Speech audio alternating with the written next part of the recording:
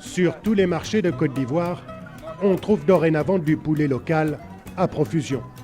Toutes ces volailles sont ivoiriennes. C'est simple, en 15 ans, la production a été multipliée par 4. Nous, on préfère les poulets d'ici. On fait une bonne sauce avec une sauce africaine, très bien. Le plat préféré des Ivoiriens avec des poulets made in Côte d'Ivoire, un tour de force rendu possible grâce à des mesures protectionnistes prises par le gouvernement ivoirien. Un poulet, c'est pas cher, 3500. Comment la mise en place de taxes à l'importation a-t-elle permis l'émergence du poulet ivoirien? C'est l'histoire de la construction d'une filière florissante. En amont de la filière, il y a forcément des éleveurs. Des exploitations comme celle-ci, de taille moyenne, elles se sont multipliées et professionnalisées ces dernières années. Tu vois qu'ils ont tous le bec ouvert, ça veut dire qu'ils ont un peu chaud. Le représentant de la filière avicole passe son temps à donner des conseils aux éleveurs qui viennent de s'installer. Le niveau d'activité a triplé en une dizaine d'années. Et les perspectives montrent que la dynamique de croissance ne devrait pas s'infléchir. Il y a 3000 éleveurs aujourd'hui en Côte d'Ivoire et le chiffre augmente chaque année. Si le poulet est soudainement devenu aussi rentable, c'est qu'en 2005, la Côte d'Ivoire a décidé d'installer des barrières douanières pour donner de nouvelles armes à la volaille locale. La taxe est importante, 1,50 € le kilo, et les résultats sont spectaculaires. Avant 2005, 9 poulets sur 10 vendus en Côte d'Ivoire étaient importés. Ils étaient beaucoup moins chers, 1,80 € contre 2,40 € pour le poulet local. Aujourd'hui, le rapport s'est inversé. Le poulet importé coûte 3,30 € alors que le prix du poulet local est resté stable.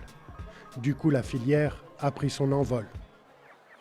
Une consommation multipliée par 2, plus de 50 000 emplois créés et des opportunités nouvelles. Vous avez de la belle marchandise aujourd'hui, hein? Noël Louvel est aujourd'hui à la tête de cet abattoir, une petite structure avec une dizaine d'employés. Elle s'est lancée dans cette activité il y a 6 ans. Auparavant conseillère technique dans la filière volaille, elle a constaté la hausse de la production et l'apparition de nouveaux besoins. Voyez-vous, la volaille sort des fermes avec des plumes. Le consommateur le consomme sans plumes, donc il faut transformer. Donc pour aider les éleveurs à continuer de faire leurs efforts de production, il faut transformer et tirer la consommation. Et l'abattoir est le chemin obligé. En 15 ans, la filière s'est structurée. Tout le monde veut en profiter, les plus petits et les plus gros. Nous voici sur l'un des sites de l'entreprise la plus importante du pays dans le secteur.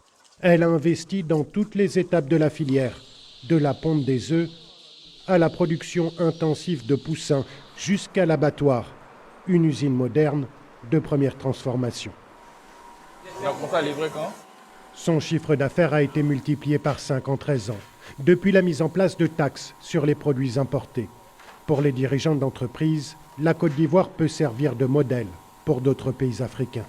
Un exemple de pays qui fait la promotion de la création de valeur sur le plan local.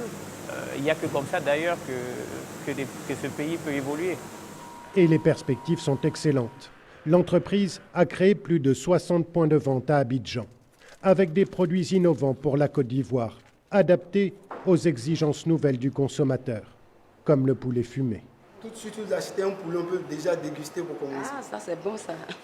La Côte d'Ivoire n'exporte pas ses poulets à l'étranger pour une raison simple. Toute la production est absorbée par les consommateurs locaux. En revanche, les industriels ivoiriens commencent à s'installer dans les pays voisins avec l'ambition de dupliquer leur modèle et sa réussite.